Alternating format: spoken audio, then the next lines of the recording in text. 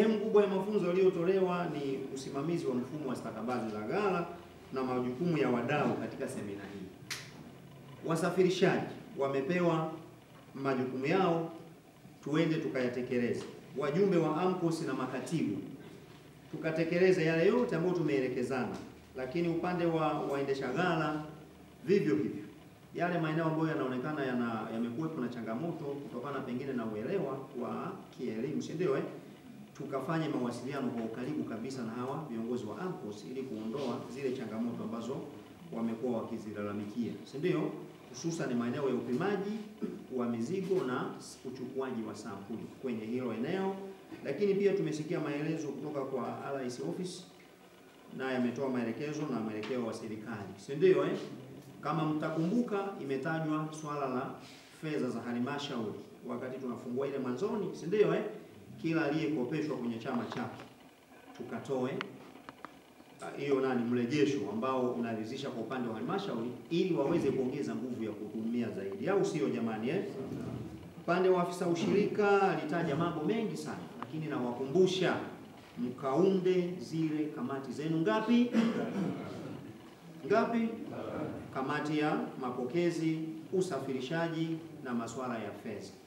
Uandishi wote wa fedha uliotajwa na kila aina, utunzaji wa kumbukumbu hautaenda sawa kama hatutazitumia hizo kamati tatu. Upande wa DALFO amesisitiza eneo lake, mwakilishi wa si watawala kwa hawa viongozi wetu wa AMCOS wala kwa wale wakulima. Sisi ni wa hudumu, hivyo tukatoe huduma ambayo ina viwango vya ubora, si ndio Uandishi wa vitabu mtiririko tumekumbushwa tukatumie vizuri stakabadhi za mazao, sababu ni nyenzo ya kwanza ya ushahidi kwamba mkulima alileta mazao chamani. Tukatumie vizuri zile tally sheet, uhakiki wa bidhaa za wakulima. Tukatumie vizuri zile order, ikiwa ni nyenzo inayotuletea uhamisho wa mzigo kutoka AMCOS kwenda kwenye ghala. Tukatumie vizuri PDM, hati ya kusafirisha mazao, au sio ndugu zangu na taratibu zingine. Lakini nataka kusema taratibu za kusaini kila nyaraka yoyote ile izingatiwe.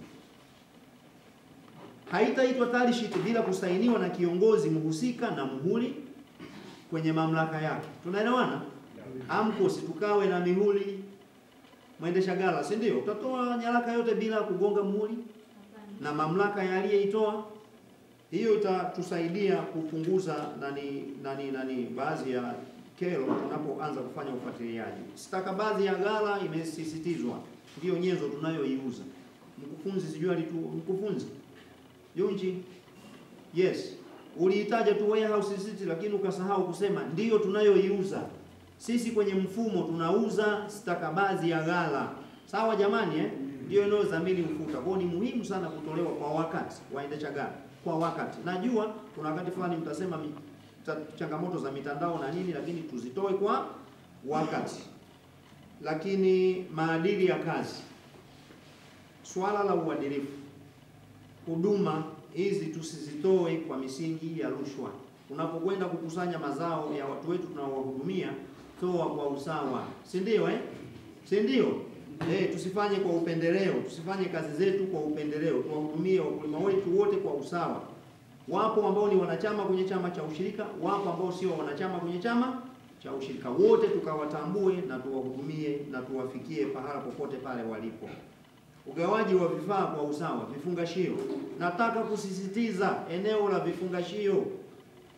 Ipo kasumba, kiongozi wa chama cha msingi unachukua vifungashio, sawa? Unavigawa labda kwa watu wawili. Hawa watu wanaviweka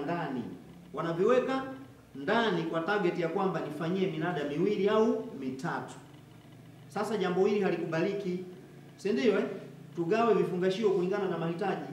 Mtu ana tani 3 kwa zinazotakiwa ziende kwenye mnada X, mgawe kulingana na vinavyoendana. Mwaka jana eneo letu afisa ushirika hili la Mombo, kero ya upungufu wa vifungashio haikuisha, lakini ndilo eneo lililoongoza kubakiwa na reserve kubwa ya vifungashio, pamoja na kukusanya tani 1000 tu, tofauti na Songwe waliokusanya tani zaidi ya 8000, lakini walibakiwa na akiba kidogo sana inayohusiana na vifungashio. Tafsiri yake ni nini? kwamba watu sasa walikuwa wakivihitaji vifungashio, kuvihitaji na kuvihitaji bila kuvitumia. Iweni na uhakika kwamba Soreku tuko imara, tutaleta vifaa vyote vya kutosheleza mpaka tunamaliza minada yote. Hakuna ufuta ambao hautauzwa eti kwa sababu ulikosa kifungashio. Na anasema kesho vifungashio 12 vinavyotosha tani 600 vitaletwa hapa. Kwa hiyo mjiandae kuja kuvichukua. Sawa jamani Songwe tu peke yake kule vimeenda vifungashio 100,000 vinavyotosha tani 5,000. Yaani vilishashuka. Tani ngapi? 5,000. Unaweza kaona namna gani tunaelekea tu kufunga hesabu. Maana yake ni nini? Hizo 600 zikiisha ni kitendo tu cha kutuma gari pale kupakua kuja hapa watu waende kupata nini? Huduma. Mizani, nimeona mengine yameulizwa pia swala la mizani. Mizani kwa kuwa tulitegemea kupata mizani 36 za kidijitali ambazo zina print receipt moja kwa moja, lakini kutokana na uchelewesho kuna mdau ambaye tumeongea naye, si ndio Kwa AMCOS 11 mliojiorozesha hapa, hizo mizani tutawaleteeni ili na ninyi mwanze kufanya kazi kwa muda mwafaka. Tunaelewana jamani? Ila tutaanza na hizi za kawaida. Ila zitaletwa kwa mfumo wa mkopo. Sawa Lakini swala la kuheshimu mamlaka. Tunafanya kazi kwenye mazingira ambayo wakulima wetu ni umma. Wakulima wetu ni nini jamani? Ukishatamka tu umma umemtamka rais na mamlaka zake zote mpaka kule chini kwa mwenyekiti wa kitongoji. Tukaheshimu mamlaka. Ushirika hatufanyi kazi kama kisiwa. Hatufanyi kazi kama nini? Kisiwa. Tunafanya kazi chini ya usimamizi wa serikali. Kwa hiyo tukawaheshimu wenye viti wetu wale wa vitongoji, wenye viti wa vijiji, watendaji, tukashirikiane nao. Ili inapojitokeza changamoto ndogo ndogo, ndizo mamlaka za chini kabisa zinazoweza kutusaidia pia kutusaidia kutatua changamoto zetu ndogo ndogo. Sawa? Wakati fulani kuna mengine kabla hatujafika hata kwa afisa ushirika kule kijijini, tushajadili, tushasawazisha, mamlaka zimetusaidia, tumetoka. Kuna changamoto za vibali, kuna changamoto za mida na masuala mengine. Sawa Ndio jamani Ndio. Magala kufunguliwa kwake, magala kufunguliwa. Naweza tukasema leo tunapomaliza semina, kesho itakiwa magala yao yamefunguliwa na kuanza kazi. Na niseme rasmi kwamba sisi kesho kama chama kikuu tunaruhusu kwa wale waliokagua mizani kuanza kukusanya mazao. Sababu maelekezo ya mkuu wa mkoa kwenye kikao cha wadau cha tarehe 24 ilikuwa ni kwamba tarehe 3 tunafanya mnada wa kwanza. Hivyo niseme kabisa kwamba kesho kwa wale waliokagua mizani, si ndio? Tuanze kukusanya mazao ili tuzingatie masuala ya unyevu ili tusije tukakumbana na changamoto ya unyaufu kwenye uboreshaji wa daftari la kudumu, si ndio la wapiga kura. Na nimeona kama wao pale kuna watu wanaendelea na semina.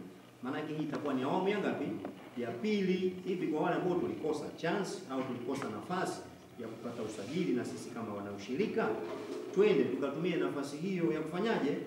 Kujisajili au tukaboreshe taarifa zetu kwenye daftari la kudumu. Unajua kwa nini nawaambia yote haya? Si ndio Si ndio? Ndio. Siasa ni kilimo. Siasa ni nini? Na wanaushirika tunajishughulisha na nini? Kwa hiyo usipokuwa unashiriki kwenye hizi shughuli zinazohusiana na uchaguzi, maana yake kuna baadhi ya vitu unakuwa unaikwamisha serikali kwa baadhi ya sera ambazo ingeweza kuzipanga kwa ajili ya watu wake, au sio Kwa hiyo tusipuuze zoezi hili, tukawahamasishe wanachama wote. Baada ya kusema hayo, mimi niseme Mungu awabariki.